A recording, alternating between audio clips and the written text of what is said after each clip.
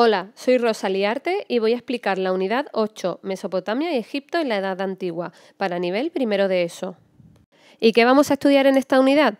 Pues nos vamos a mover de la prehistoria a la historia, porque ahora por primera vez vamos a tener textos escritos. Hacia el mismo tiempo se desarrollaron ciudades y civilizaciones. Una ciudad sí sabes lo que es, pero una civilización es un grupo de ciudades con la misma cultura, o sea, les une la cultura. 4 de las más antiguas civilizaciones fueron Egipto, Mesopotamia, el Valle del Indo y China. Nosotros en esta unidad vamos a estudiar Egipto y Mesopotamia. Se les denomina civilizaciones fluviales porque crecieron alrededor de grandes ríos. Fluvi significa río. En esta unidad aprenderemos sobre 2 de ellas, como hemos dicho, Mesopotamia y Egipto. Y vamos a conocer las civilizaciones fluviales. Y es que en la zona de los ríos las ciudades crecieron rápidamente. ¿Por qué? ¿Por qué hace esto los ríos? Porque hacen la tierra fértil, pudiéndose cosechar fácilmente, proporciona agua a la ciudad y a su vez riega la tierra, proporciona agua para beber, tiene peces para pescar, por lo que da comida, y además puede usarse para transportar cosas. Las principales civilizaciones fluviales, como os comenté anteriormente, son estas. En la zona de Egipto y un poco más hacia abajo en el río Nilo, alrededor de todo el río Nilo, estuvo Egipto. Luego, alrededor de los ríos Tigris y Éufrates, nació Mesopotamia. Alrededor del río Indo nació el Valle del Indo. Y luego la civilización china nació alrededor del río Yangtze y del Guanghe, que todos estos los había estudiado en geografía anteriormente. ¿Y qué sucede si tengo comida que he cosechado y me sobra? Pues que lo que hago es venderla. Así que la gente cosechaba más comida de lo que necesitaba para comer y comenzó así el primer comercio con el excedente de comida que tenían. No todo el mundo era agricultor, por lo que comenzaron a aparecer también artesanos, mercaderes y guerreros. Se convirtió poco a poco así el comercio en algo muy importante. Se desarrollaron ciudades ya que artesanos y mercaderes no necesitaban vivir en el campo. En la ciudad comenzó a aparecer gente cada vez más rica y poderosa que otras personas, apareciendo además así las primeras clases sociales. Siempre que hablemos de clases sociales, hablamos de los ciudadanos, los tipos de personas que existen en una ciudad, en que trabajan o el nivel económico que tenían. Aquí puedes ver la línea del tiempo de este periodo de la antigüedad para que te hagas una idea, señalando aquí que el comienzo de la escritura se dio hacia el 3500 a.C., la civilización más antigua fue Mesopotamia, duró más o menos hasta el 500 a.C. Hacia el 3200 nace el antiguo Egipto, que duró más o menos hasta el año 0. La civilización del Valle del Indo nace hacia el 2500, la civilización china hacia el año 1000 y luego tenemos otras 2 civilizaciones que vamos a conocer en temas posteriores. Hacia el año 1000 Grecia y luego más adelante, hacia el año 700 a.C., Roma. Como puedes comprobar, muchas de ellas fueron coetáneas, o sea, a la vez que vamos a ver Mesopotamia también existía Egipto, o a la vez que estaba Egipto también existía la civilización de China, Roma y Grecia, para que comprendas a su vez que lo que estudies en un periodo, en otro sitio también está ocurriendo. Por ejemplo, el caso de Grecia y de Roma también. Aquí tienes otro mapa de las civilizaciones fluviales para que te quede más claro. El antiguo Egipto se encontraba alrededor del río Nilo, Mesopotamia se encontraba alrededor del río Tigris y Éufrates, la India se encontraba alrededor del río Indo y China se encontraba alrededor del río Guangzhou y Yangtze, que se conocen como el río Azul y el río Amarillo. En la prehistoria, la vida era sencilla y la gente no necesitaba escribir, pero con el surgimiento de la construcción de las ciudades, esto empezó a ser necesario. ¿Por qué se empezó a escribir? Pues porque la vida fue mucho más compleja. A más gente es imposible memorizar todo lo que sucede a no ser que escribas las cosas. A más comercio, la gente quería saber lo que compraban y vendían y cuánto se pagaba. Y los impuestos, muy importantes, que siempre van a estar en la historia, incluso hoy día. El rey quería un listado de la gente que vivía en su ciudad para hacerle pagar impuestos, que lo pagan todos los ciudadanos. ¿Y qué se hace con los impuestos? Pues en este caso, construir cosas para el bien de la ciudad y de los ciudadanos de ese sitio. La escritura es uno de los grandes momentos de la historia porque marca su comienzo, así que sucede más o menos, como ya sabes, hacia el 3500 a.C., tanto en Mesopotamia como en Egipto. En ambos sitios los símbolos que dibujaban representaban sonidos y otros símbolos representaban una palabra completa. Pero el saber escribir no era algo que sabía todo el mundo, solamente lo sabían unos pocos y estos eran los escribas. En el mundo antiguo eran ellos solamente los que sabían hacerlo, y no solo escribían cosas, sino ayudaban al rey a llevar el país. Ser escriba en la época era uno de los mejores trabajos que podían tocarte. Vamos a conocer las dos principales escrituras que surgieron en la antigüedad. La cuneiforme es típica de Mesopotamia, recuérdalo. Escribían sobre tablas de arcilla que estaban ya húmedas y podían escribirse en ellas. Después las dejaban secar al sol para que se secaran. Escribían marcas en la arcilla con una caña en forma de lápiz. No usaban colores, escribían en horizontal y de izquierda a derecha, o sea, al revés que nosotros. Fíjate aquí en estas imágenes lo que sería la escritura cuneiforme. Por ejemplo, este símbolo significaría sol o día, este otro pájaro o esto pescado. Es curioso, ¿verdad? Aquí puedes ver la arcilla de escritura cuneiforme ya seca. Y aquí, ¿cómo lo harían? El palo tendría esta forma que se indica en el dibujo para poder hacer las diferentes formas en la arcilla que estaría húmeda y después dejarían secar. La otra escritura que vamos a conocer es la típica del Antiguo Egipto, que se llama jeroglífico. La escribían tanto en piedra como en papiro, que era un tipo de papel hecho de la planta de papiro que es típica del río Nilo. Escribían sobre papiro con palos de caña y sobre la piedra con un cincel de cobre. Usaban también los colores en el papiro y escribían tanto en horizontal como en vertical. Por ejemplo, aquí vais a ver que este símbolo significa sol o luz y esto pez o pescado. Luego tenemos también escritura, como os he dicho, en vertical, que son jeroglíficos en vertical, y además aquí podéis ver la escritura jeroglífica en la piedra, tallada en la piedra. Es una lengua y una escritura muy longeva, duró casi 3000 años, así que cambió muchísimo. O sea, no es lo mismo el castellano que hablamos nosotros al que se hablaba hace 500 años. Es diferente, ¿verdad? Pues esto sucedía en el Antiguo Egipto. Los jeroglíficos fueron cambiando y también un poco el idioma, por lo que no es lo mismo estudiar jeroglíficos del comienzo de la época del Antiguo Egipto que jeroglíficos de época más actual. Aquí tienes ejemplo de cómo sería el cuneiforme de la ciudad de Sumeria. Aquí tienes cómo sería la A, la B, la C y cómo serían las formas de la escritura. En tu libreta vas a tener que coger en la portada de esta unidad didáctica y hacer tu nombre en cuneiforme. Y aquí tienes el alfabeto jeroglífico. Como puedes ver, son símbolos. La A, por ejemplo, es un águila, la B, una mano, es aproximado. Así que también tendrás que hacer otra portada en la que recojas tu nombre en jeroglífico en la libreta. Y ya sabes que hasta aquí tienes que tener los apuntes copiados en tu libreta. Vamos con la antigua Mesopotamia, que es la ciudad que se encontraba entre el Tigris y el Éufrates, como ya os comenté. ¿Por qué se llama Mesopotamia? Pues mesos significa mitad o medio. Pótamos significa río. Así que es la ciudad entre los dos ríos, entre el Tigris y el Éufrates. De ahí viene su nombre. Las ciudades más destacadas de Mesopotamia fueron Sumer, Babilonia y Asiria.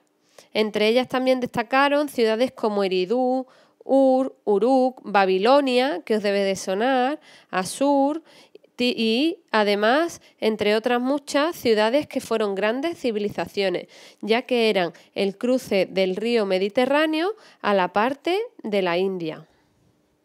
Como ya os he dicho, Mesopotamia significaba entre ríos y las ciudades se desarrollaron alrededor de templos y cada ciudad tenía un rey fuerte con poder absoluto, o sea, mandada sobre todo. La religión en Mesopotamia era politeísta. ¿Qué significa esto? Que creen en varios dioses, no solo en uno, en varios. Cada ciudad tenía sus propios dioses y creían que si los dioses no estaban contentos, eran castigados con enfermedades e inundaciones. Aquí puedes ver el mapa que hemos visto antes y podrás comprobar lo cerca que estaba la civilización del Antiguo Egipto de la zona de Mesopotamia. En este mapa puedes comprobar cómo la evolución de la antigua Mesopotamia fue cada vez mayor. Al comienzo empezó siendo la ciudad de Babilonia, se fue extendiendo por el Tigris y el Éufrates y finalmente incluso llegaron a conquistar en un periodo el Antiguo Egipto. Fueron unas ciudades muy grandes, una civilización que conquistó gran parte de toda esta zona. En este mapa te puede quedar más claro dónde está la ciudad de Babilonia, que es la ciudad principal de Mesopotamia, el río Tigris, que es el de la derecha desde esta perspectiva, y el río Éufrates, que desembocan en el Golfo Pérsico. ¿Y quiénes eran los sacerdotes en la antigua Mesopotamia? Pues eran personas que se encargaban de contentar a los dioses y que además se les consideraba como médicos, ya que cuando alguien estaba enfermo pedía ayuda a los dioses. El sacerdote mayor era el rey. Y los templos de la antigua Mesopotamia son estos que ves aquí en la imagen. Se llaman zigurats, nunca lo olvides. Normalmente estaban en el centro de la ciudad y la gente dejaba comida y vino en él como ofrendas a los dioses, que finalmente terminaban comiéndose realmente la comida a los sacerdotes. Aquí tienes una recreación del zigurat de Ur. Tiene las características de una escalinata tanto frontal como también lateral y como puedes ver son varios cuadrados haciendo varios pisos encima y que los cuadrados cada vez son más pequeños. Y finalmente arriba el templo donde estaría el dios al que le darían las ofrendas. Entre los dioses más destacados de la antigua Mesopotamia, pues tenéis aquí recreaciones de ellos. Gilgamesh siempre aparece con una túnica larga y un león. Enkidu siempre aparece con una lanza. También tienes a Marduk, que aparece con este traje tan característico con las barbas largas y esta corona. O también se admiraban mucho a los toros. Y entre todos los reyes que hubo en la antigua Mesopotamia destacó uno. Vamos a conocerlo, es Hammurabi. Era el rey de la ciudad de Babilonia desde 1792 a 1759 a.C. Conquistó casi toda Mesopotamia, pero se hizo famoso por una cosa, y son sus leyes. Estas leyes estaban escritas en estelas, que eran unas tablas de madera de 2,5 metros de alto. Todo el mundo tenía que obedecer las leyes, tanto hombres como mujeres, ricos o pobres. Fue el primer rey que quiso poner orden en su ciudad. Esta es la estela de Hammurabi. Es de piedra y es muy conocida. Si quieres visitarla algún día, se encuentra en el Museo del Louvre en París. Arriba puedes ver en la estela, que está marcado aquí más cerca, cómo el rey Hammurabi ordena las normas. Si un día vas a visitarla o quieres buscar en internet, aquí en toda esta zona están escritas las normas en la piedra. En esta diapositiva puedes comprobar mejor la escritura de la estela de Hammurabi. Ahí está el cuneiforme recogido con toda la normativa. Y aquí a la derecha puedes ver la escultura de la estatua del rey de Gudea de Lagash. Como característica puedes comprobar que tiene en su manto escritura cuneiforme y eso nos dice que es de la antigua Mesopotamia y entre otras características los ojos almendrados. ¿Ves que tiene los ojos con forma de almendra sin definir bien las pupilas ni el ojo? Pues a eso se le llama ojos almendrados.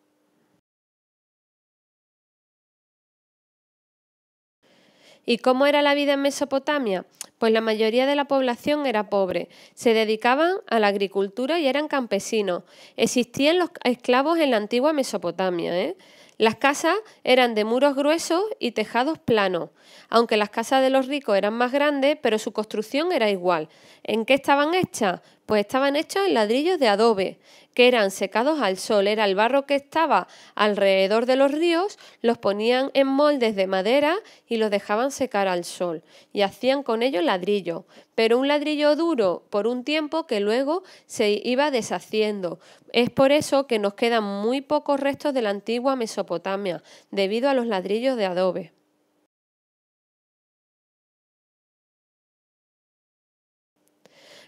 La mujer en Mesopotamia pues podía tener una propiedad, eran bastante liberales y comprar y vender cosas en el mercado, con respecto a otras civilizaciones que conoceremos más adelante. Además, podían tener un negocio propio o incluso llegar a ser sacerdotisas, pero estaban también bajo el control de su marido o padre, siempre controlaban lo que hacían. Como siempre, en la historia veréis que hay muchísimo machismo en este sentido con respecto a la mujer. Las escuelas solo podían ir los niños, las niñas no iban a la escuela. Los profesores eran muy estrictos, incluso podían pegar a sus alumnos.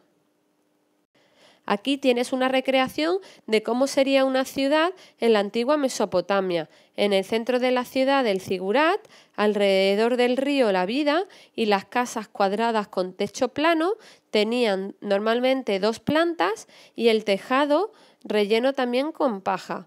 La vida era, como podéis ver, pues con una escuela, casa, gente por la ciudad, llevando agua o un hombre con las ovejas y vestían normalmente con ropajes claros debido al calor. Los artesanos hacían cosas preciosas, incluida joyería de oro, decoración cerámica de ladrillo, armadura, armas, cascos, esculturas y relieves. Aquí tienes imágenes para que te hagas una idea. Y esto es relieve mesopotámico.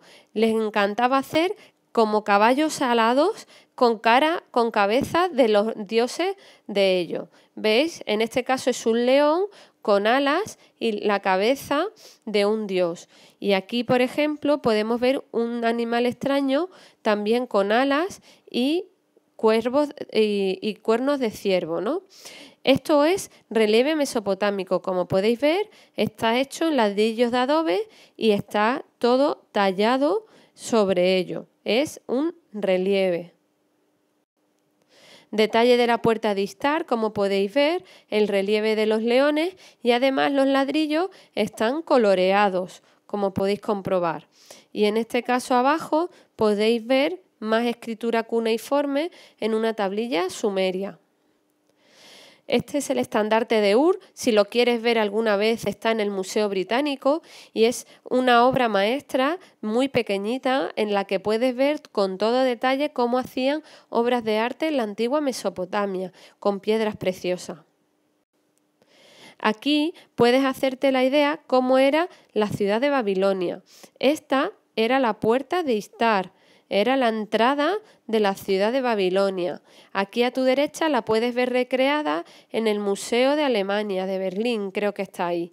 Y con el relieve de leones de ladrillo, lo veis, ¿no? En adobe, coloreado en azul, muy típico de la ciudad de Babilonia. Y era una ciudad con una gran avenida principal y alrededor casas de ladrillos y templos con zigurats. Y una de las cosas más destacadas de la ciudad de Babilonia eran los jardines colgantes de Babilonia, que eran unos jardines en terraza y se considera una de las maravillas del mundo antiguo en la historia. Aquí hay una recreación de cómo sería la ciudad de Babilonia con la puerta de Istar en su entrada. Como veis, el río alrededor y la ciudad construida en esta época. Todo basado en adobe, como puedes comprobar, ladrillo de adobe. Esta es la ciudad, los restos que quedan de la ciudad Bam Citadel. Este es el zigurat de Ur, como ya os comenté, con rampa de entrada tanto frontal como lateral y son varios cuadrados superpuestos, que tristemente solo queda el primero en el zigurat de Ur. Aquí tenéis el relieve de la estela de Naram-Sin, muy conocido también en las batallas que ganó el rey Naram-Sin. Aquí también a la izquierda podéis ver en el Museo Británico más relieve típico mesopotámico, en el que mezclaban animales con cabezas de dioses y sobre todo le ponían alas. Y luego también en el Museo Británico puedes ver este relieve tan famoso, se llama la leona herida y es el momento de caza de una leona. Y se puede distinguir muy bien cómo es el sufrimiento de la leona porque va a morir. Es algo que demuestra que el arte mesopotámico era maravilloso y que podían hacer auténticas obras de arte. Los leones alados con cabezas humanas o caballos con picos de aves, entre otros, fueron algunas de las creaciones mesopotámicas. Este de aquí lo puedes ver a la entrada del Museo Británico, a la entrada de la sala de Mesopotamia. Así, este es un león alado procedente de Asurbanipal, fechado en el 883 a.C. Hasta aquí tienes que tener copiados los apuntes en tu libreta. Vamos a ver un esquema de la historia de la antigua Mesopotamia y así podrás conocer los principales reyes que hubieron. Vamos a ampliar aquí, esta es la zona de Mesopotamia y vamos a conocer primero las primeras ciudades que surgieron, que fueron Sumer y Akkad. La primera fueron los sumerios, que destacaron por la construcción de sus canales y diques y se organizaron en ciudades-estado, inventando también la escritura. Después apareció el rey Sargón, que conquistará Sumer y así unirá las ciudades de Sumer y Akkad. La segunda parte de la historia de Mesopotamia se centra en Babilonia y los asirios. Primero Babilonia tuvo un rey destacado que hemos conocido, que fue Hammurabi, e hizo el código de Hammurabi para establecer el orden en las ciudades. Después aparecieron los asirios, con su rey más destacado, que fue Asurbanipal, y conquistaron Babilonia. Después apareció otro rey, Nabucodonosor, rey de Babilonia, que derrota a los asirios y fundará un nuevo imperio, el imperio neobabilónico. O sea, funda la nueva Babilonia, que se la habían quitado los asirios y ahora otra vez volvió a fundar Babilonia. Pero apareció una nueva civilización en este periodo, que fueron los persas, con su rey Ciro II, que conquistará el imperio neobabilónico y se lo quedarán los persas. Además, coetáneo a esta época, que lo veremos más adelante, aparecieron los griegos. En este caso, Alejandro Magno conquistará a los persas y al conquistar a los persas, pues conquistó también el imperio neobabilónico. Aquí has tenido un breve resumen de la historia de la antigua Mesopotamia y recuerda, tienes que copiarlo en tu libreta este esquema. Vamos a conocer ahora el Antiguo Egipto, una de las civilizaciones fluviales por la que personalmente tengo más admiración y me encanta. Se extendió a lo largo del río Nilo. El Antiguo Egipto, como en Mesopotamia, se encontraba a lo largo de un río, como hemos dicho, pero en este caso era el Nilo. Cada año el Nilo se inundaba, dejando la tierra fértil. A esto se le conoce, y recordarlo, como limo. A esto los egipcios le llamaban el regalo del Nilo, ya que gracias a ello podían cultivar la tierra. La mayoría de Egipto es desierto, por lo que usaban el agua del Nilo para poder regar la tierra. Incluso cuando no llovía, tenían agua del Nilo, tenían un sistema fluvial buenísimo para poder regar todas las cosechas. ¿Qué sabemos de Egipto? Que su clima es seco, lo que hace que tengamos muchísimos documentos y monumentos hoy día. Y es una ciudad muy visitada. Incluidos, ¿qué tenemos? Pues tumbas, templos y pirámides, que esto es lo que más llama la atención a todos los turistas que visitan el Antiguo Egipto. Escrituras en las paredes de las tumbas y los templos, recordad, en jeroglífico, y escrituras en papiros, que era la planta con la que utilizaban luego para poder escribir en papel. Aquí tienes un mapa del Antiguo Egipto y cómo se divide. Recuerda, esta zona de arriba, la de arriba, es el Bajo Egipto y la zona de abajo en el mapa es el Alto Egipto. Es lioso, pero ¿por qué se llama así? Pues realmente un río, ya habéis estudiado que donde nace es la zona más rápida y más alta y luego va desembocando hacia abajo, por lo que para los egipcios realmente la zona más alta es la zona del Alto Egipto, que visto desde el mapa es la zona de abajo, y la zona más baja es el Bajo Egipto, pero que a nosotros en el mapa nos aparece arriba. En el Bajo Egipto destacó una capital, Menfis, y en el Alto Egipto otra, Tebas. Ya conoceremos cuándo nacen cada una de ellas. La zona de la derecha del río Nilo, o sea, la zona este era la ciudad de los vivos, y al cruzar el río Nilo, era la ciudad de los muertos, que es donde encontramos la mayoría de las pirámides y las tumbas. Aquí lo tienes el mismo dibujo, pero en inglés, para que veas lo que ocupa el río Nilo y las tierras fértiles, que las tienes en verde, lo que inundaban y hacía que las ciudades fueran muy, muy grandes. Como puedes comprobar, las pirámides se encuentran a la izquierda y el Valle de los Reyes, que también lo conoceremos, que era una zona de entierros y de tumbas, también se encuentra a la izquierda. La mayoría de templos se encuentra a la derecha. Aquí tienes más imágenes y mapas del antiguo Egipto, y el que llama la atención es este de la derecha, donde puedes comprobar la dimensión del río Nilo, que ya sabes que es el más largo del mundo y que ocupaba la civilización del antiguo Egipto mucho más de lo que es Egipto hoy día, que es solamente este cacho hoy día. Ocupaba muchísimo más. Aquí tienes una vista satélite del río Nilo y lo importante que es su delta, que se ve a vista de satélite, como podéis ver. Esto sería otro mapa de dónde estarían los principales monumentos del antiguo Egipto. Cerca del delta se encuentran las pirámides. La primera pirámide antigua, que es Saqqara, que luego la veremos, se encuentra en esta zona. Y luego podéis ver otros templos importantes que se encuentran en esta zona del río Nilo. Y a otro lado, monumentos muy, muy importantes. Entre ellos destaca este, que es Abu Simbel. Se encuentra en el Alto Egipto, y si quieres ir a visitarlo, tienes que coger un avión para ir a verlo. La línea del tiempo del antiguo Egipto tienes que copiarla en tu libreta y vamos a conocer los principales periodos.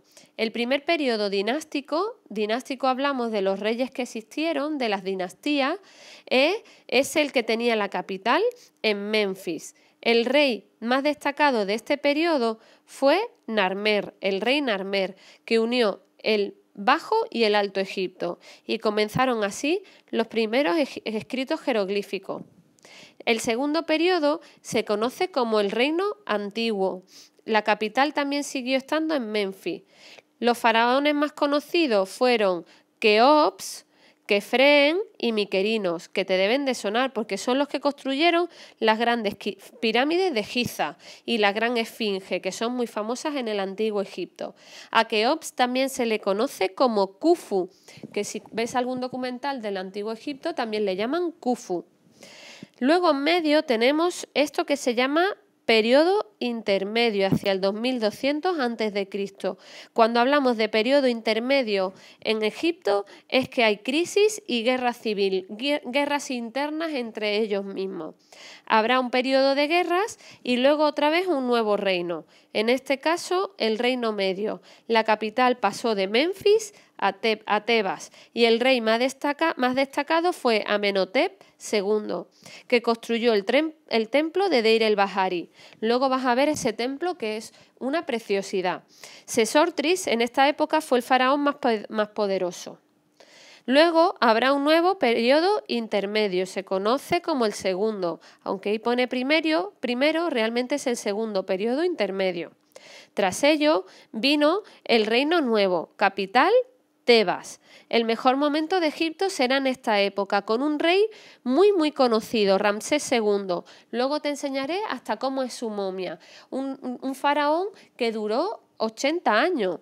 Y otros faraones que destacaron fueron Hatshepsut y Tutmosis III. Los faraones pasaron a construir tumbas en el Valle de los Reyes, porque las pirámides eran saqueadas por los ladrones. Y luego finalmente viene el periodo tardío, capital en Alejandría. Egipto es menos poderoso y en el 332 pasa a formar parte del imperio de Alejandro Magno de Grecia. Así que fundó Alejandría en honor a su nombre. Hoy día se llama también la ciudad así. El último faraón será Cleopatra VII, que murió en el 30 a.C. y tras ello Egipto pasó a formar parte del Imperio Romano. ¿Cómo era la sociedad en el antiguo Egipto? Recuerda, si hablamos de sociedad, hablamos de personas. Pues habían diferentes roles en la sociedad, habían diferentes especialidades y algunos más ricos y otros más pobres. Se desarrollaron así diferentes clases sociales. En la cúspide estaba el faraón. El rey en el antiguo Egipto se llama faraón, con poder absoluto. Más abajo, pues estaban los trabajadores que cobraban a cambio de su trabajo. Más abajo estaban los campesinos que plantaban comida para su familia y para vender y pagaban una renta al dueño de la tierra.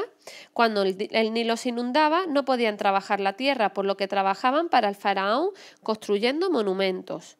Y luego estaban los esclavos, que hacían también trabajo pero no se les pagaban, podían ser comprados o vendidos. Los sirvientes trabajaban en las casas de la gente rica, eran las personas que servían a las personas ricas. Luego estaban los artesanos que realizaban cerámica, joyas, etc. Los mercaderes que compraban y vendían cosas. Los nobles eran la gente rica, propietaria de tierras y que no trabajaban. Solían ser familiares del faraón o líderes militares. Tenían casas de piedra, esclavos y sirvientes para ellos, y siempre llevaban buena ropa y joyería. Y finalmente estaba el sacerdote, que cuidaba a los dioses para que no se enfadaran. Era un trabajo muy importante. Y siempre lleva este ropaje, un leopardo, la piel de un leopardo alrededor de su cuerpo. Podemos organizar la sociedad de clases en una pirámide social. Las personas más ricas o poderosas estarán en la cima y las más pobres en la base. Así que esto lo que demuestra es que habrá más gente en la base de la pirámide, por eso es más ancha, y en la zona más alta habrá menos gente y son los ricos. Para que entendáis así por qué se habla de sociedad en forma de pirámide, porque más ricos y más poderosos están en la cúspide y más gente hacia abajo habrá gente más pobre. El faraón en el antiguo Egipto era el rey y el pueblo pensaba que era la representación de Dios en la tierra, era la persona más fuerte, así que pensaban que era Horus en la tierra. Como era un dios viviente, el faraón tenía poder absoluto, gobernaba la ciudad, lideraba la armada y era el sacerdote supremo.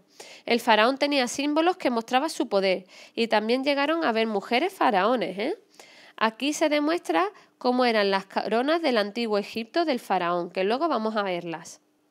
En este caso aquí la tienes. El símbolo de la vida es el Ankh, que lo tienes aquí, que es esta cruz con forma circular arriba. Y luego había doble corona. La corona azul, que es esta de aquí, es la corona que se ponía en batalla y era símbolo de protección, la serpiente que llevaban en la frente. Luego llevaban esta perilla o barba postiza. Y luego estaba el nemes, que era esta corona diaria que llevaban azul y dorada. La corona del Alto y el Bajo Egipto era esta de la izquierda. La blanca era la del Alto Egipto y la roja con esta forma era la del Bajo Egipto. Cuando están las dos juntas significa que es faraón del Alto y el Bajo Egipto. Y se le ponía esta forma aquí en la frente. Además, los faraones llevaban dos cosas, un bastón y un matamoscas, como podéis ver, ¿vale? Que es con lo que luego se les entierra con los brazos cruzados en sus manos y en las representaciones de pinturas y esculturas también lo llevan. ¿El cartucho qué significa? Pues el nombre del faraón siempre estaba escrito dentro de una elipse con una línea al final. Esto es lo que se conoce como el cartucho. Normalmente se escribía en el cartucho el nombre de nacimiento y el nombre que tenía al subir el trono el faraón. Aquí puedes comprobar cómo es el cartucho de Tutankamón. En este caso, el nombre cuando nació y aquí el nombre que obtuvo al subir al trono. Veis que está rodeado de una elipse y debajo una línea. Eso significa que es el nombre de un faraón. Hatshepsut, ¿qué sucedió? Pues fue la hermanastra y mujer de Tutmosis II, y cuando murió Tutmosis II, su hijo era solo un bebé, por lo que Hatshepsut tomó el mando, siendo un buen faraón, y gobernó durante 20 años, siendo la primera faraona que cogió el trono. Aquí tenéis el templo de Deir el-Bahari, que os comenté antes que era una maravilla y una obra de arte muy valorada. Para que os hagáis idea de las dimensiones del templo, fijaros que estos son personas, ¿eh? Así que es enorme el templo de Deir el-Bahari. Aquí tienes un esquema de la historia del Antiguo Egipto que tienes que copiar en tu libreta y vamos a analizarlo poco a poco. Aquí tenemos el mapa del Alto y el Bajo Egipto. Los reinos del Alto y el Bajo Egipto eran independientes hasta que se unificaron, recuerda, por un faraón, el rey Menes, en el 3100 a.C. Y vamos por partes. Primera parte, Imperio Antiguo. Era cuando en el 2700-2200 era la etapa en la que Keops, Kefren y Mykerinos se construyeron las pirámides. Su capital, Menfis. En el Imperio Medio, la capital pasa a estar en Tebas, que es hacia el 2052 a.C. Sucederá el primer periodo intermedio, porque les invaden los Hicsos y la capital pasa a estar en Avaris. Tras ello aparece el Imperio Nuevo. En este caso es una época de prosperidad con gran expansión. Faraones como Amenofis IV, Tutankamón o Ramsés II destacarán en la historia. La capital pasará a estar en Tebas. En este caso, aquí podéis ver la estatua de Akenatón, que es este de aquí, y luego hablaremos de él. Tutankamón, que es muy famoso por su máscara, y esta es la momia de Ramsés II. ¿Y por qué lo conocemos? Pues por esta nariz tan peculiar que tiene. Era una nariz aguileña, como podéis ver, y con cara de anciano, porque murió muy mayor. Tuvo 80 hijos, fijaros, ¿eh? Tuvo una gran historia Ramsés II. Luego estuvo la Baja Época, en el 1080 al 30 a.C. Fue un periodo de decadencia en el que le invadieron a Egipto diferentes pueblos, etíopes, asirios y persas, y Egipto se dividirá. Finalmente llega la invasión de Grecia con Alejandro Magno hacia el año 300 a.C., y finalmente la famosa historia de Cleopatra, que la veremos en la época de Roma, que tras su muerte Egipto será dominado por Roma, tras Cleopatra. Lo más importante del Antiguo Egipto fue la religión, porque era parte de la vida diaria de ellos, ¿eh? Habían unos 700 dioses y diosas, y cada uno con diferentes responsabilidades, por lo que eran politeístas. Hacían que el Nilo se inundara cada año, parara las cosechas o trajeran las buenas cosechas, cuidaban las personas cuando morían, etc. Era importante en la mentalidad de los egipcios cuidar de los dioses para que no se enfadaran y no les castigaran. Podemos ver los dioses más importantes a continuación. Aquí el primero, con cabeza de cocodrilo, era Sobek.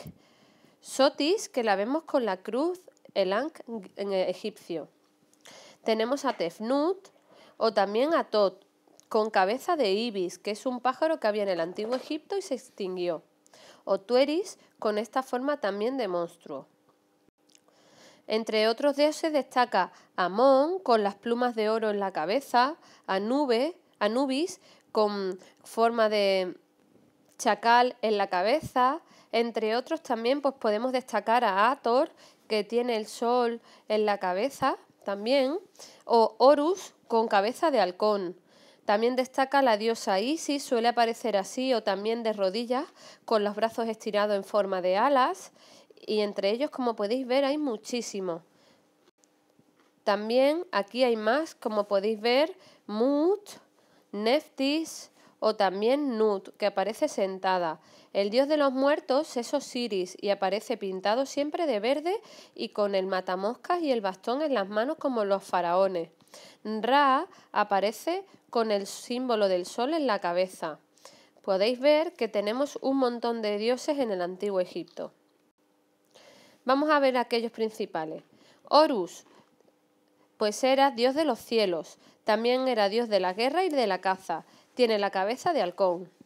Isis, diosa de la maternidad, de la magia y la fertilidad, era la hermana de Osiris, que ahora lo conoceremos, que está aquí abajo, y madre de Horus, o sea, del que hemos visto anteriormente. Osiris, siempre de verde, representado es el dios de los muertos, padre de Horus, y tiene la piel verde con una corona con plumas de avestruz, o sea, es padre de Horus. Amón, dios de la creación del viento, lleva una corona con 2 plumas grandes doradas. Y Anubis, dios de la momificación, y tenía la cabeza de un chacal. Siempre aparece así, con la cabeza negra de chacal. Ra era el dios del sol, que lo tiene siempre en la cabeza. Tot, que tiene la forma de ibis, la cabeza. Sobek, con forma de cocodrilo. Set, que lo tenemos aquí. O el escarabajo sagrado, que aparece representado en multitud de zonas y en sitios del antiguo Egipto. Los templos egipcios estaban pensados para los dioses y diosas que vivían allí. Cada templo estaba dedicado a un dios en concreto. Los templos estaban hechos de piedra, por lo que han permanecido hasta hoy día. Los muros estaban llenos de pinturas o relieves que mostraban al faraón luchando en batallas o realizando rituales con los dioses y diosas. Eran muy, muy grandes. A eso se le llama colosal, arte colosal. Como podéis ver en esta imagen de abajo, o sea, aquí están las estatuas en la entrada del templo, pero esto es una persona. Son estatuas colosales. Aquí tenéis otro templo egipcio hecho de piedra. Es el de Komombo.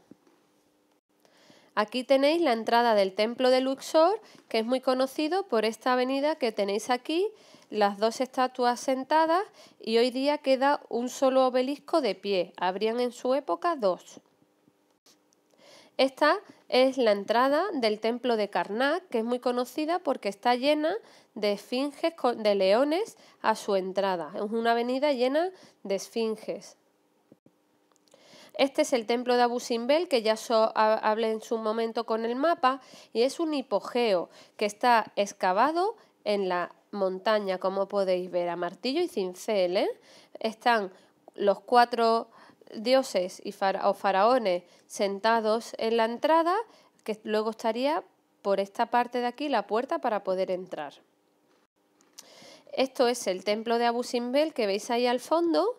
Y visto desde el aire, aquí estaría el templo de Abu Simbel y esto sería el río Nilo, para que podáis ver que es una barbaridad de grande. Y el templo de Abu Simbel tiene una historia, y es que se construyó la presa de Asuán hacia los años 80, 90 y la mayoría de los templos egipcios se inundaron. Esto llevó a un momento en el que la UNESCO y multitud de países fueron a ayudar a que se rescataran obras del antiguo Egipto. Y el templo de Abu Simbel, de estar debajo del agua, como podéis comprobar que estaba debajo del agua, se trasladó cortado en pedazos y está hoy día en una montaña que se puede visitar, pero no está en el sitio original donde se hizo. Y cuando lo visites, que como ya os dije tienes que ir en avión, no vas a notar que fue trasladado. Está perfectamente hecho ese traslado. Participaron numerosos países, Francia, España, Inglaterra, en la ayuda del traspaso de este monumento para que no se inundara. Aquí puedes ver el templo de Abu Simbel en la roca y el río Nilo. Gracias a la ayuda que prestó España en este templo, en el traslado de este templo, Egipto nos regaló a nosotros un templo egipcio que está hoy día en Madrid. Es el templo de Debod, se escribe así, y puedes visitarlo. O sea, en España, en Madrid concretamente, tenemos un cachito de un templo completo, pero un cachito del antiguo Egipto que puede ser visitado. Aquí tenemos el templo de Nefertari, que está justo al lado del templo de Abu Simbel, como podéis ver. Esto es una persona, ¿eh? Ahí podéis comprobarlo, que también es enorme. Y también fue trasladado con el templo de Abu Simbel.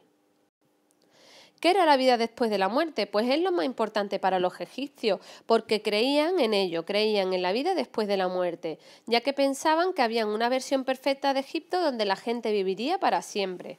Pero antes de llegar a la vida de ultratumba, tenían que pasar por el inframundo, donde había monstruos y animales peligrosos. Solamente la gente buena podría pasar a la vida de ultratumba. Si habías sido malo, el dios Amut te comería. Al llegar a la muerte, Anubis, el dios Anubis, ese que aparece con cabeza de chacal, acordarse, pesa el corazón de la persona muerta con una balanza, poniendo en el otro lado de la balanza una pluma. Si la persona era buena, su corazón era más ligero que una pluma, y así no iría al inframundo. Mientras se pesaba en la balanza, Amut esperaba para ver si podía comerse a esa persona. En esta imagen de aquí puedes ver toda la celebración de un difunto para ver si va a la vida después de la muerte. Aquí tenemos el momento de celebración de la momificación de esa persona que se ha muerto. Como podéis ver, está aquí el dios. También aquí el momento del peso de la balanza, del corazón en un lado y en el otro lado la pluma. Y aquí, una vez hecho el peso del corazón y de la pluma del difunto ante el dios Anubis, pasa a la vida de ultratumba ante el dios Osiris que le está esperando.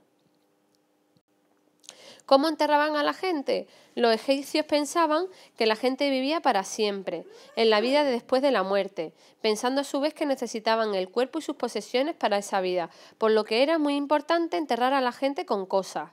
Protegían el cuerpo muerto momificándolo, que esto es lo que más llama del antiguo Egipto, lo que más llama la atención. Ponían el cuerpo en un ataúd decorado que se denominaba sarcófago. Ponían el sarcófago en una tumba, con las cosas que necesitaba esa persona para la vida después de la muerte, incluyéndole joyas, cerámicas, herramientas y ropa. Hacían dibujos grandes en la tumba y también ponían esculturas de sus esclavos en la tumba para que se los llevara a la vida después de la muerte. Este es el caso, como podéis ver, de sarcófagos del antiguo Egipto, estos dos, y esta sería la momia, como la introducirían dentro del sarcófago, totalmente cerrado y con toda la decoración. Aquí podéis ver el sarcófago y la momia dentro. Y aquí en esta imagen podéis ver con todo detalle cómo era la momificación, que era un auténtico ritual y una gran obra de arte. También eso, habían diferentes tipos de momificación, ya que costaba dinero, por lo que no es lo mismo la momificación que encontramos en los faraones que en las ciudades, en los ciudadanos de a pie, que incluso algunos no podían ni llegar a momificarse. Aquí tenemos la imagen de una momia que está metida dentro del sarcófago, y aquí tenemos los 4 vasos canopos. Se llaman canopos porque ahí van dentro las vísceras, los pulmones, el cerebro y el hígado del muerto, en cada uno de ellos, Llama la atención, pero también los guardaban. Las momias se han conservado perfectamente debido al clima del antiguo Egipto y a la momificación que se les hacía. Esto ha llevado hasta que incluso, como veis en esta momia, se conserva hasta el pelo de ellas, hasta las orejas, todo, hasta las uñas podemos comprobar de las momias. Aquí tenemos otra momia que ya deberíais de identificar de quién es. ¿Lo sabéis ya? ¿La nariz destacada?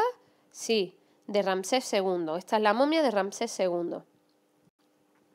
Aquí están los diferentes objetos con los que se enterraban a los difuntos, entre ellos muchos amuletos, también había mucha decoración, como veis el escarabajo egipcio, también en esta imagen la podéis ver, o el ojo del antiguo Egipto que se conoce como el ojo de Horus. El rito funerario tenía varios pasos, Entre ellos consistía en limpiar primero el cadáver y quitarle todo lo que tenía en el interior, se extraían las vísceras y luego se rociaba con vino de palma, el vientre era rellenado con mirra y toda clase de elementos que olieran bien, después el cuerpo se sumergía en un recipiente lleno de natrón, que era una solución que hacía que se quedara como reseco el cuerpo. Después se quitaba todo eso y se lavaba bien y se rellenaba el cuerpo con serrín y finalmente después se hacían las vendas y se momificaba el cuerpo. Ya después se le hacía el ritual que habéis visto antes con el dios Anubis. Momificación egipcia. Aquí tenéis mucho más datos que podéis ver. Se destacan aquí abajo lo que contenían los vasos canopos que conté antes. Este vaso cánopo Amset contenía el hígado. Este Api, el pulmón. Dammutef, el estómago. Y Kapsenuf, los intestinos. Y como dato curioso, extraían el cerebro por la nariz. Las tumbas. Para mostrar el poder, los egipcios y los faraones construyeron grandes tumbas. Más tarde, debido a robos y saqueos de las tumbas, los faraones pasaron a enterrarse en el Valle de los Reyes. King Valley se conoce, o KV. Si visitas algún día Egipto, significa eso. Donde excavaron tumbas bajo tierra para que no les saquearan y estuvieran escondidas las momias. Las primeras tumbas fueron mastabas, que eran cuadradas y con tejado plano. Se hacían un cuadrado, otro encima y otro encima. Fueron las primeras pirámides. Más adelante, el faraón Zoser hizo la primera tumba superponiendo varias mastabas una encima de la otra. Después, el faraón Snefru quiso que su tumba tuviera los lados lisos y fueron las primeras pirámides, pero no fueran perfectas aún. Como podéis ver, no llega a ser una pirámide exacta, sino que tiene una parte así y luego otra así, está a medias, ¿no? Más adelante, los egipcios aprendieron a hacer pirámides perfectas, como podéis ver en la imagen. Estos de aquí son personas, así que imaginaros la magnitud de una pirámide egipcia. Las pirámides de Giza, que son las más conocidas y más grandes, fueron realizadas la primera por el faraón Keops en el 2589 a.C. Es la más grande de todas. Durante 20 años, cientos de hombres trabajaron en la tumba llevando grandes bloques de piedras en el desierto. Cuando se terminó, tenía 150 metros de altura y sus 4 lados apuntaban perfectamente al norte, al sur, al este y al oeste. Fue la pirámide más grande construida. El hijo de Keops, Kefren, y su nieto, Miquerino, también se construyeron su pirámide. Son las dos que están a los lados. Kefren también construyó la gran esfinge de Giza, cerca de las pirámides. Recuérdalo, fue Kefren. Aquí puedes ver una imagen desde el aire de las 3 pirámides de Egipto, que son inmensas. Y aquí delante, si sigues este recorrido, encuentras la esfinge del antiguo Egipto, que es muy conocida y muy grande. El papiro muestra los conocimientos matemáticos de los egipcios, el papiro Rin. Aquí tienes un ejemplo de cómo hacían cálculo los egipcios y hoy día lo conservamos. La piedra roseta es uno de los elementos más famosos del antiguo Egipto y es que fue encontrado en época de Napoleón, muchísimo más tarde. Pero esto nos llevó a una cosa, y es que gracias a ella se descifró el jeroglífico. ¿Por qué? Pues esta piedra, como puedes ver, tiene arriba egipcio, escritura jeroglífica. Aquí debajo, escritura griega. Y en medio tenemos otro idioma, que era demótico. Cuando se encontró esta piedra, nadie sabía esto. O sea, esto no se le ocurrió al primero que la vio, sino llegó una persona en la historia, que fue Champollion. Y esta persona se puso a analizar la piedra y lo que se dio cuenta es que tenía el mismo idioma, el mismo texto escrito en 3 idiomas diferentes. Entre ellos destacó una palabra que descubrió en un cartucho, que era Ptolomeo. Y debido al faraón Ptolomeo, en la que hablaba la piedra, pudo ir descifrando las letras jeroglíficas gracias a esta piedra. Así que poco a poco Champollion fue descifrando el jeroglífico y gracias a ello hoy día podemos entenderlo. Aquí tenéis otra vista aérea de las 3 pirámides de Giza. Aquí podéis verlas más desde otra perspectiva. Estas se conocen como las pirámides de las reinas. Y aquí, como podéis ver, estos son personas, ¿eh? Imaginaros qué grandes eran. Dicen que estaban las pirámides cubiertas antiguamente y que la parte de arriba estaba pintado de dorado, que reflejaba la luz del sol y las hacía brillar. Aquí podéis ver la esfinge que os hablaba anteriormente y al fondo la pirámide. Fijaros en esta imagen de abajo cómo es de grande la esfinge, que esto de aquí es una persona. O sea, fijaros lo grandísima que es. La esfinge ha estado enterrada hasta el cuello muchísimos años y luego ha sido desenterrada, como podéis ver, en las marcas que ha hecho el paso del tiempo por haber estado enterrada. Y es enorme. La recreación de la vida del Nilo, iban en barco y así sería una ciudad en el antiguo Egipto, y también pues la recreación de una fiesta del palacio de un faraón en el que le bailarían y habían comida y se divertían. La vida cotidiana en el antiguo Egipto la tenemos muy retratada, por ejemplo, en esta escultura que vemos aquí, cómo se ve a la gente desplazando las cosas. O también Rahotep y su esposa Nofret tenían esta escultura que también es muy conocida. La escultura egipcia es muy rígida, como podéis ver, de frente y con los ojos muy marcados y con pintura negra. En este caso no sonríen ni nada, son rígidas totalmente.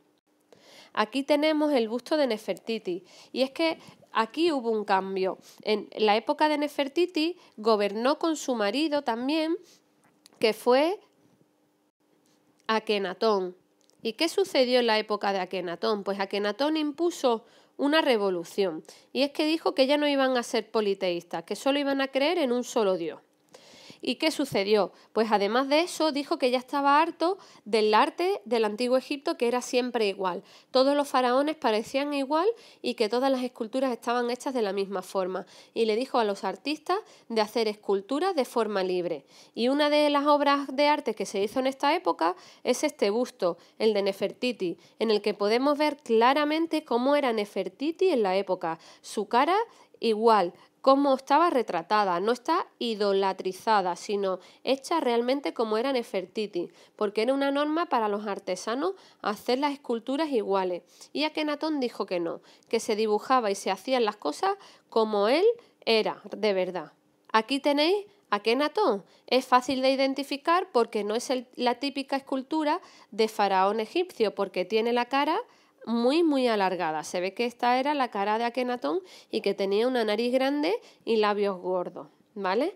Aquí podéis ver una imagen de Akenatón y Nefertiti con sus hijos, que parecen, muchos dicen que son extraterrestres porque tienen la cabeza deforme, que era una enfermedad del antiguo Egipto, ya que se casaban entre ellos hermanos e hijos, primos, y esto hizo que tuvieran una enfermedad hereditaria. Pero claro, mucha gente piensa que son imágenes extraterrestres, pero realmente lo que pasó es que Akenatón exigió que se les representaran esculturas tales y como eran. Fijaros que al hijo de Nefertiti aquí le han dibujado hasta con barriguita. ¿Y quién era el hijo de Akenatón y Nefertiti? Pues el famoso Tutankamón. Ya lo veremos más adelante en otra presentación, pero es muy famoso Tutankamón porque fue el único faraón hasta el día de hoy en el que se le ha encontrado su tumba mortuoria donde estaba enterrado intacta, con todo lo que tenía enterrado en él, con ella. ¿Qué sucede para esto? Que Tutankamón no fue un faraón muy famoso en su época, de hecho murió joven, pero es muy famoso por lo que se ha encontrado de restos arqueológicos de él. Lo que hace imaginar es, si Tutankamón no fue tan importante y tiene tal tesoro en su enterramiento cuando lo encontraron, ¿qué no tendría un faraón como Ramsés II, Akenatón o Nefertiti o Nefertari?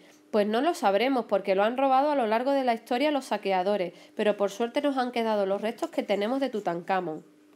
Y aquí podéis ver los colosos de Memnón, también son muy conocidos, quedan muy pocos restos de él, como podéis ver están muy destrozados, pero podéis haceros la idea lo grande que son porque eso de ahí son personas. Esto es un obelisco egipcio de muchísima altura, como podéis ver, esto es una persona y siempre tenían escritura jeroglífica, o sea, tallado en ellos, y tenían forma de punta al final mirando al sol. Aquí podéis ver en esta imagen cómo se quedó un obelisco a mitad de hacer y hoy día se puede visitar en Egipto. Como podéis ver, lo recortaban, por así decir, en la piedra y luego lo desplazaban hasta el sitio donde querían levantarlo. Aquí podéis ver más detalles de cómo era la obra en oro y decorativa que se ponían los egipcios. Como podéis ver, collares preciosos o brazaletes que no tienen nada que envidiar a cosas que hoy día nos ponemos. También la pintura mural era de color y se conserva perfectamente en muchísimas tumbas. En este caso es la de la reina Nefertari, mujer de Ramsés II. Aquí podéis ver a Tutankamón cazando patos en esta imagen de abajo, o también cómo habían músicos, una mujer tocando el arpa y bailarinas en esta época. Aquí tenéis un resumen que podéis ver en vuestros apuntes de más información sobre el Antiguo Egipto si te ha gustado. La misma información la tienes en inglés por si te gusta y quieres aprender sobre ello. Y hasta aquí tienes que tener los apuntes en tu libreta copiados. Y el ejercicio en el blog que tendrás que realizar es investigar y publicar una entrada en el blog hablando sobre algún punto que te haya llamado la atención en esta unidad. Has visto muchas cosas nuevas y habla de alguna de ellas. Finalmente tienes que recoger este glosario en tu libreta al final de la unidad.